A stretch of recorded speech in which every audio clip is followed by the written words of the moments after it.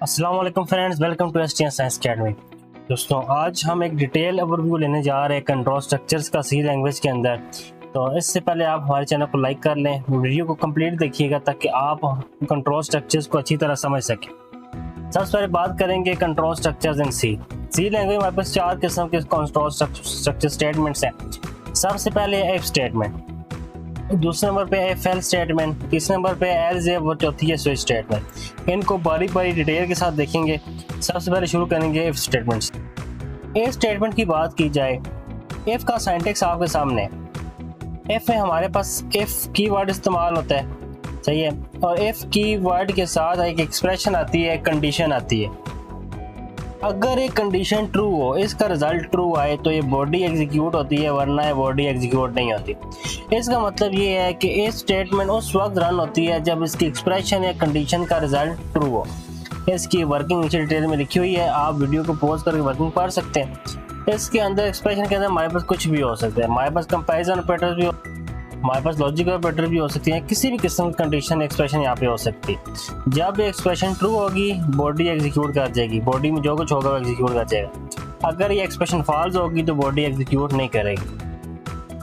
Working में कहते उसने सारी डिटेल लिखी हुई है। कहता है इफ की वर्ड के साथ एक एक्सप्रेशन है, एक पैरेंथेसिस है जिसके अंदर एक्सप्रेशन होती है। अगर एक्सप्रेशन ट्रू हो तो बॉडी एग्जीक्यूट करती है, एक्सप्रेशन ट्रू ना हो तो बॉडी एग्जीक्यूट नहीं करती। समझ गए आप।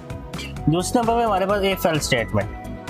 इफ और इफ एल्स में फर्क क्या है? इफ में अगर कंडीशन ठीक हुई तो रन होगी, ना हुई तो बस स्किप हो जाएगी। लेकिन इफ एल्स में हमारे पास एक कंडीशन में दो रिजल्ट्स आते हैं। कंडीशन ट्रू हुई तो इफ रन होगा, फॉल्स हुई तो एल्स रन हो जाएगा। समझ रहे? एल्स का मतलब क्या है? अलावा इफ तो उसके साथ एक्सप्रेशन बॉडी, यहाँ तक तो इफ ही है। इसके बाद एक एल्स आ जाती है, इसके नीचे उसकी बॉडी होती है। एल्स की कंडीशन नहीं होती क्योंकि ये इसकी अल्टरनेट कामकारी होती है। अगर इफ ट्रू होगी तो इसकी बॉडी एग्जीक्यूट हो जाएगी, एल्स स्किप हो जाएगी।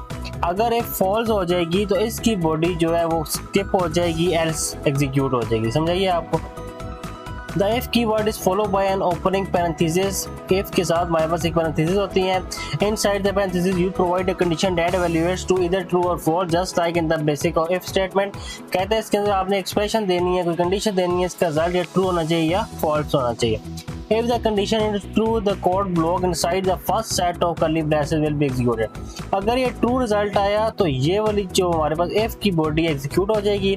If the condition is false, the code block inside the else block, the second set of curly braces will be executed। अगर इसका रिजल्ट फॉल्स आया तो else के जो ब्लॉक ऑफ कोड है हमारे पास एग्जीक्यूट हो जाएंगे। समझाइए आपको।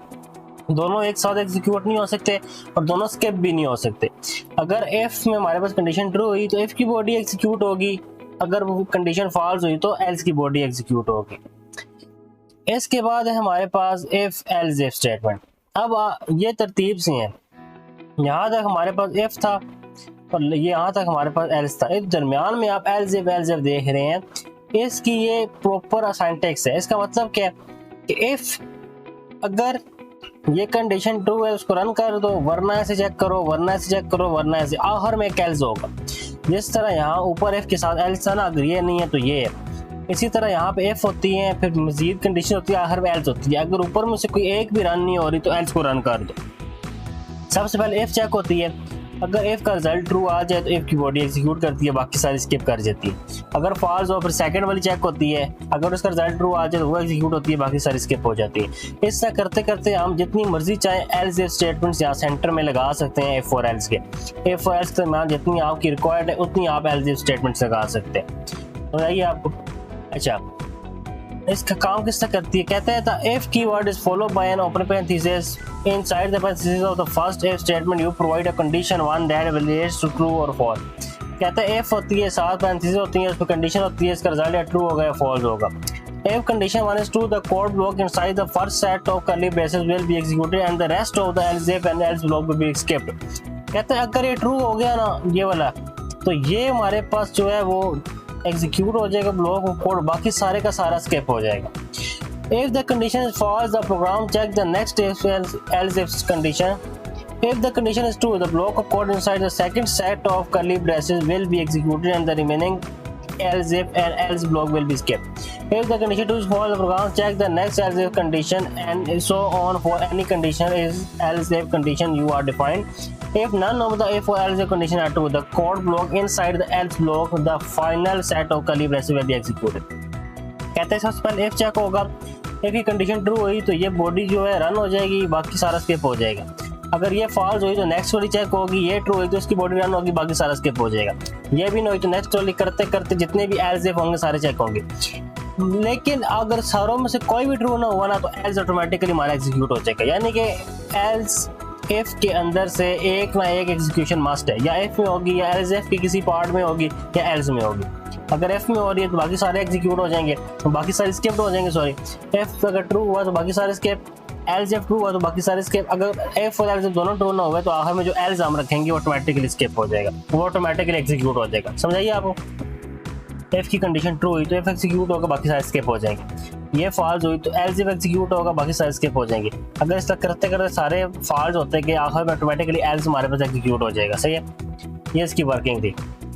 अब है हमारे पास स्विच स्टेटमेंट। स्विच क्या काम करती है? स्विच के अंदर हमने कोई भी एक्सप्रेशन देनी होती है, सही है, वो हमें उसका रिजल्ट देती है। एक्सप्रेशन क्या हो सकती है? Expression is the value that you want to compare against the various cases. Constant 1, constant 2 etcetera are the possible value that express can match the code within each case block will be executed if the value of expression matches the corresponding constant. कहते हैं इसके अंदर हमने कोई भी integer value दे सकते हैं या कोई भी कैरेक्टर वैल्यू दे सकते हैं। अगर हमने इंटीजर वैल्यू दी है, कोई भी समझे हमने एक वैल्यू दे दी है, वो आके केस के अंदर यहाँ चेक करेगा कि अगर ये वाली वैल्यू const 1 एक्सप्रेशन से मैच करता है, const 2 की वैल्यू एक्सप्रेशन से मैच करती है, जिस भी केस की वैल्यू उससे मैच करेगी वो उस केस को एग्जीक्यूट कर देगा। The break statement is used to exit the switch statement once a matching case is found. If you omit the break, the execution will fall through to the next case until a break is encountered or the switch statement ends. हमने जब इसकी practice की थी तभी मैंने आपको बताया था, जो ब्रेक है ना इसका बहुत अहम किरदार है। ये क्या करता है, देखिए हमने केस रन किया, हमारी दूसरी कंडीशन ट्रू होगी, इसमें आने के बाद ये एग्जीक्यूट होगी सबसे पहले, उसके बाद ब्रेक का मतलब जो नेक्स्ट है ना सारी की सारी उसको स्किप कर दो, उसको नहीं रन करना। अगर आप ब्रेक इस्तेमाल नहीं करेंगे ना किसी के अंदर भी तो आपकी सारी की सारी स्किप हो जाएंगी। समझाइए आपको, अगर आप स्विच के अंदर मजीद देखना चाहते हैं कि ब्रेक क्या काम कर रही है, किस तरह इस्तेमाल होती है, तो इसके ऊपर मैं यहाँ पे आपको लिंक दे दूंगा, आप स्विच को डिटेल में भी देख सकते हैं। तो ये हमारे पास 4 स्ट्रक्चर्स थे, इसके अंदर स्विच और हमारे पास एल्स इफ जो है ये सिमिलर स्ट्रक्चर्स हैं। दोनों फर्क ये है, स्विच के अंदर हम सिर्फ एक्सप्रेशन दे सकते हैं, जबकि एल्स इफ के अंदर हम कंडीशंस भी दे सकते हैं। स्विच के अंदर सिर्फ कांस्टेंट और कैरेक्टर हो सकते हैं, इंटीजर और कैरेक्टर हो सकते हैं, जबकि एल्स इफ के अंदर फ्लोटिंग पॉइंट नंबर भी आ सकते हैं। तो ये हमारे पास 4 वैल्यूज थी, 4 स्टेटमेंट्स थी जो हमने सी लैंग्वेज के अंदर जो है मैंने कहा सोचा था आपको इसके बारे में बताऊंगा। अगर आप मजीद इनकी डिटेल्स देखना चाहते हैं या इनके बारे में देखना चाहते हैं डिटेल के अंदर, तो इसके लिए आपको मैं एंड के ऊपर वीडियो के 4 लेक्चर्स के जो है वो लिंक्स दे दूंगा, आप वहाँ से इनको डिटेल में वॉच कर सकते हैं। उम्मीद है वीडियो आपको अच्छी लगी होगी। मजीद ऐसी वीडियोस देखने के लिए चैनल को लाइक करें, सब्सक्राइब करें और शेयर करें। आपसे एक बार फिर मुलाकात होगी, तब तक के लिए अल्लाह हाफिज़।